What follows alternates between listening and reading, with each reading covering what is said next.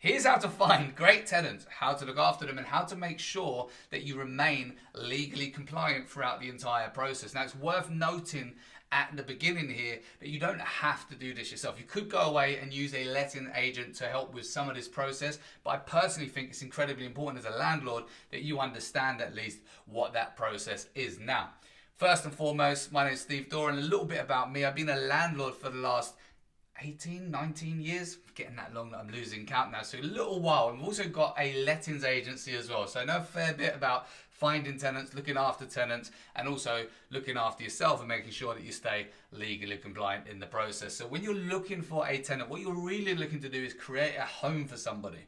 So I'm going to go ahead and make some assumptions here that you created a lovely home and you're looking to welcome somebody into it. And what we're looking to do is find out where is that perfect tenant to fit this home. Now, depending on whether you've got a buy-to-let property or whether you've got an HMO property, you might want to decide first and foremost which platforms you're going to be listing on. Now, if you're listing yourself, you've got platforms like Open Rent where you as the landlord can go and list your property. Now, on Open Rent, what you can also do is duplicate that listing onto Rightmove or Zoopla, so some of the major platforms, so you keep control over that entire process. Again, I'm going to assume that you're going to want to do this yourself. If you're not and you're using an agent, some of this is still going to be critical for you to know and understand. Now, if you're doing HMOs, a little side note, strongly recommend that you prioritize Spare Room as your platform for actually finding the tenant. So then what happens next? Now, you're going to get people contacting you. Some of them are going to be absolutely fantastic. They're going to be great fits. Some of them might not be so great. I'm choosing my words carefully, but you get the idea. So what do we need to do first? We need to qualify them. We need to make sure this property is right for them and they're right for this property. And we need to do that quickly and we need to do that elegantly as well. So I recommend having a series of questions that you fire across to someone before you even bring them over to a viewing. Now, you could do that over the phone. Sometimes it could be better to get somebody onto the phone and just have a quick chat with them, but it's important that you get answers to these key questions. One of those questions is going to be, what's your annual income or the combined annual income of the people that are going to be living within the household? Why? Because we want to make sure they meet the affordability for the property. So as a rule of thumb, we don't want somebody's rent to be more than 40% of their income. They would fail our affordability test because we don't want someone to be living with too much months left at the end of their money and put them in a position where they're struggling to pay the rent or cover their overhead. So we want to make sure financially it's the right fit for them. We like to understand a little bit about them. Why are you leaving your property and what time scale are you looking to move in? Because if somebody says to me, and we get this, somebody says, oh yeah, that room that's becoming available on the 1st of February, it looks fantastic, can I come and view it? And you say, yeah, fantastic, when are you looking at moving? They say, well, I'm looking to move on the 7th of May. That's not going to be much good for you unless you want a 3-month void. Is that 3 months? February, March, April. Anyway, you get the point. That's not going to be good for you unless you want the void. So again, these are critical questions. Otherwise, you're going to waste your time doing viewings with people that just aren't suitable for the property. Now, once you've gone through your series of questions, so you understand a little bit about what they do, you know that they earn enough to be at the property, you've got a general sense that the timeline suits them, the next thing you're going to do is arrange a viewing with them. Now, top tip. Before the viewing, make sure people actually turn up. How are you going to make sure people turn up? I recommend sending them a message on the day, if it's an evening viewing, or the day before, if it's a morning viewing, as a reminder. And on that message, we would usually say something along the lines of, here's a reminder for your viewing tomorrow at 9 a.m. Please let us know, yes or no, whether you're going to be attending this viewing so we can confirm that you will be there. Now, of course, if somebody doesn't come back at all, we'll assume that they're going to be there. But sometimes people would see that as an easy out and text no, where they would otherwise have just been a no-show. And there's nothing more frustrating than going to do viewings and people don't fricking turn up. It happens all the time, but this really can help sort out your show up rate. And sometimes it's just giving them a little reminder. It's not even that they weren't going to turn up, but life's getting in the way and they nearly forgot about that viewing. Make sure you give them clear instructions on how to find the property, not just the address, but if it's tucked away, how do they find it and how do they get there? And then when you meet and greet them at the property, you can take them around, show them the property, answer any questions that they have, but make sure you're still asking the questions that you need to know as well. I would always let people know that we are going to be carrying out full reference checks. We're going to be requiring a landlord check. We're going to require a employment reference check, and we're going to carry out a credit check. It doesn't mean that they won't get the property, but if there's anything that we should know, please let us know up front so we know how we can deal with it. What I'm really doing there is testing integrity. Now, if somebody says to me, yeah, I got a CCJ from 4 years ago, it's paid off, but it's still there, I'm not going to hold that against them. What I would hold against them is if they didn't tell us and then we found out, because now I'd think to myself, well, if you didn't tell us that, is there anything else that you're not telling us? So we're going to start referencing tenants. If somebody doesn't meet all of the criteria that you need, what options do you have? Well, you could turn around and say, okay, unfortunately it's not suitable for you based on what we've been through, or you could turn around and ask for a guarantor. Now, my top tip with guarantors is make sure you carry out the exact same checks that you would with your tenant, with your guarantor. Don't just say, oh yeah, my mum's going to sign as a guarantor. Oh, wicked. Mum's signing as a guarantor, get her to sign the form and forget about it. No, okay, great. Send your mum's details.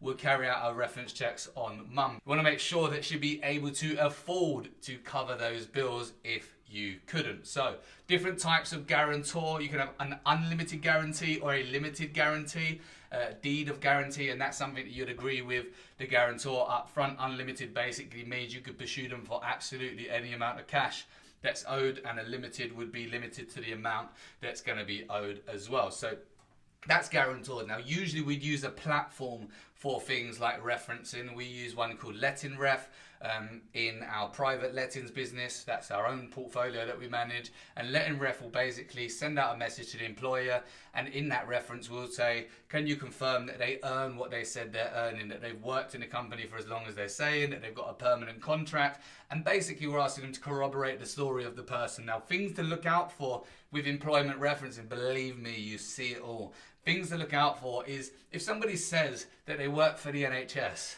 but they send you an employer reference, which is Janine792@yahoo.com, that might ring a little alarm bell for me. What I'm looking for is an NHS website or NHS handle on the back of that email to know that I'm actually getting this sent to a member of NHS team. And this isn't uncommon, unfortunately, that people will try and send a reference to their mates. So you can also ring those employers and ask for a reference as well. The other thing then is a landlord reference. Now, a landlord reference, I always take it with a pinch of salt. Call me a cynic, but I think if a landlord had a tenant they weren't a massive fan of, and they're in their property right now, they're not always going to go, yeah, definitely wouldn't take that tenant. Leave me stuck with them. That's not necessarily how it goes. But what we are asking them is to confirm in writing, did they pay the rent on time? Would you rent to this person again? Did they leave the property in a reasonable condition? Now, if somebody doesn't want to provide a landlord reference, that would be of interest to me. Now, sometimes they can't. If somebody's been living with their parents, or maybe they've had owned accommodation, they can't always provide a landlord reference. So there's different steps that we can do if we need more certainty. If we can't get employers or landlords for whatever reason, there's different steps we might take. One thing we might do is ask someone to provide 3 months of bank statements. What we're doing there is getting a bit of an idea of how they're managing their money. Have they been paying their rent on time? So if someone's rent was due to come out on the 1st, 1 month they paid it on the 7th, the next month the 2nd, the next month the 15th, that's going to be an alarm bell for us as a potential landlord that that person's not managing their cash well. Or if every month they're living deep in their overdraft, that would also be a little bit concerning or a little bit alarming for us. So again, not always a no. You might look at different ways about taking a tenant on. With some tenants, sometimes they might pay you 6 months rent up front, 12 months rent up front. The only thing to consider in that scenario is somebody's paying you rent up front is at the end of that 6 months, are they able to pay the rent after that? So sometimes they pay 6 months rent up front. How the heck are they going to pay the rent after that? So they still need to meet basic affordability as well. So that's how you're going to reference your tenants. Now, once you reference your tenants, by the way, little side note, do not charge a tenant for referencing. That was outlawed several years ago. You still see some rogue landlords trying to charge people a couple £100 for admin fees.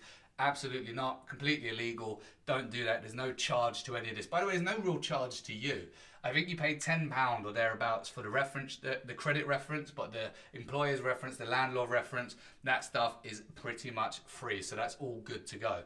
And basically, once you carried out those references, the next thing we're going to do is give them a tenancy agreement.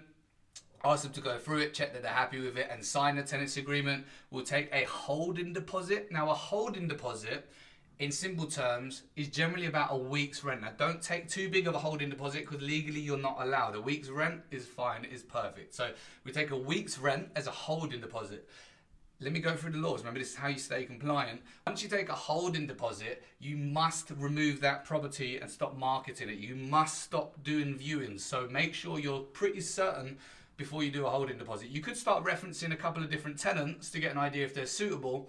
And once you're ready to go ahead with one of them, you take a holding deposit, you stop bringing other people to the property so they've got it secured. Now that holding deposit, if they pull out, you can keep it. If you decide not to go ahead, you've got to give it back. So unless they fundamentally lied in their application and not told you something that they should have done, in which case you could potentially keep it. Personally, I'll just give it back and get rid of them. Now, the actual deposit is different to the holding deposit. The room deposit is usually about a month's rent. Personally, I always take a deposit. Make sure you keep that in a government scheme. So a government deposit scheme, that's a legal obligation, and make sure you provide them with proof that you've protected their deposit in a government-backed scheme. Now, if you don't, then they're going to have a legal right to take their deposit back from you, no questions asked. So absolutely critical you protect their deposit in a government scheme. Now, once you've got their deposit, and you also bear in mind they've signed their tenancies now, you're going to need to furnish them with different bits of paperwork. So you'll need to provide a tenant with a copy of the EPC for the property. And these are legal obligations. If you don't do this, it may affect your ability to serve court proceedings later. God forbid you should need to. So it's critical that you do this. You need to give them the government how to rent guide, which you can find on the government website. It's alarming how many landlords don't actually realize that. So the tenancy agreement, we've got their EPC, we've got the how to rent guide, and then the gas safety certificate and the electrical installation condition report. Gas safety certificate needs to be renewed on an annual basis, and the EICR needs to be reviewed or renewed every 5 years. So provide them with that documentation. Then you take the rent, give them the keys, give them the paperwork, give them a warm welcome to their new home, and let's help them to make the rest of their life their best of life. That's how you find great tenants. That's how you look after yourself and make sure you're doing the correct paperwork and keeping compliant. So if you like this sort of content, make sure you like and subscribe so you can see more of it and we can share more of it to keep landlords safe and compliant. And of course, as always, you're welcome.